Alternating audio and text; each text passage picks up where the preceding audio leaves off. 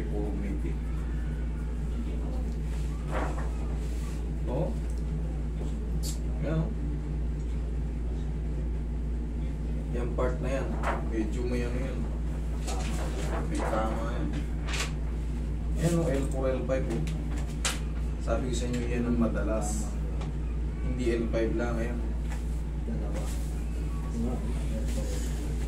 Ngayon kay sir, for operation ka sir.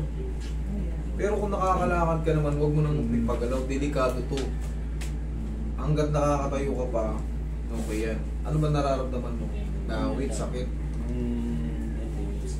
Minsan sa nakakagawa pa naman din siya. Ang gagawin mo rito, sir, ito hindi na to advisable i-bone crack. Hindi katulad nyo na naglalagutukan. Ito, pag lumagutok to, vertebrae to, yung central vertebrae ayan o. Impression, lumbar spondylosis with evidence of muscle spasm. Consider compression deformity fracture at L4 vertebra. Oh. Hindi nga L5, L4 siya may basag. Ngayon, suggested of spondylolisthesis over L4, L5, S1. Ano ba ibig sabihin ng spondylolisthesis? Ang spondylosis tsaka spondylolisthesis, ang pinagkaiba ng ang spondylosis na pirat lang. Ang spondylolisthesis, pag nakita nyo, spondylolisthesis, ibig sabihin yan, hindi naman deform. Hindi na siya, di ba? Ito, pag tinignan mo sa lateral view, parang yung lining niya magkatugma, isang paganon. Yung sa kanya, yung L5S1 niya, umusog ng paganon. Sa lakas ng compression, yung nalagas, na ano siya, yung nalaglag ka. Ngayon, okay, increased intervertebral disc space density in between L4 and L5. Please correlate, suggest CT scan or outright MRI correlation for further evaluation. Pero dito kahit wala ng MRI, dyan pa lang, ano na yan? Ang ganda ng ano. Kasi kitang-kita. Kasi hindi, yung ibang mga ano, yung ibang mga x-ray, lalagyan lang ng ano yan. Parang hindi ganyan karami. Yung iba, fracture or deformity lang. Pero yan, kita mo, magaling yung doktor niya, magaling yung... Kasi kahit hindi ako doktor, makikita nyo kagad yun. Tignan mo yung lining ito ha. Tignan mo yung namumuti ito. Tignan mo, tumagilid siya pag ano. Tignan mo, may bukol dito. Dito lumubog. Tignan mo maigi ha. Gumanon. Ibig sabihin yan, sa L4, L5 yan. Yung dulo, S1. Dito naman sa lateral view, pansinin mo to. Ito ha. Ito yung gilid na to. Yan yung tinatawag ng compression fracture, deformity. Umabante pa siya. Ngayon, hindi ka advisable na ano. Ang pinakagagawin mo lang, self-movement lang pag mayroon kang ano. Oo, mabagal lang sir. Hindi ka pwedeng, yung compression deformity na yan, compression deformity fracture, pag yan itinulak ng mga kagaya ko na hindi nakakaintindi dyan, magka-crash yan, magiging burst fracture yan. Yung burst fracture, siyempre, ano na to, pati ito madadamay na to yung sanga-sanga na yan. Ngayon, compression deformity fracture, ibig sabihin, yung gitna niyan, ito ganito, example yan. Ganyan o. Compression fracture, ganito. Maliit pa. Yan, compression fracture. Once na in-squeeze ko yan, gagalaw yan.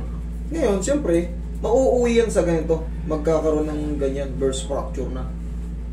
Pag nagkaroon ng burst fracture, siyempre, pati yung buong vertebrae mo, lalaki yung mga crack.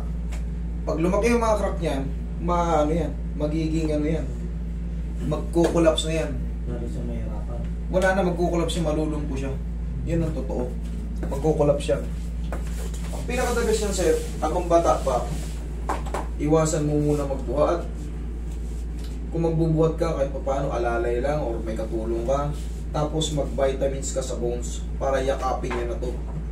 Kasi sisingilin ka nito pagdating ng pag nag-senior ka pa, rurupok pa ang puto natin, sisingilin ka nito. Pero habang bata-bata ka pa, bugbugin mo, kahit wala kang nararamdaman, bugbugin mo yung sarili mo muna ng mga vitamin sa bones, saka sa nerve. Magpaano ka? Ipakita mo lang to sa ano, Dok, ano po bang vitamins ang para sa akin? Bata ka pa, idol eh. 44. Siyempre, darating ang panahon, pag nag-55 na tayo, sabihin 50, paparupok na yan. Papasinyor tayo, paparupok tayo. Ngayon, nandito ka na sa part na to eh. Palagi ka lang mag-brace. Yung girdle, yung parang sa buntis.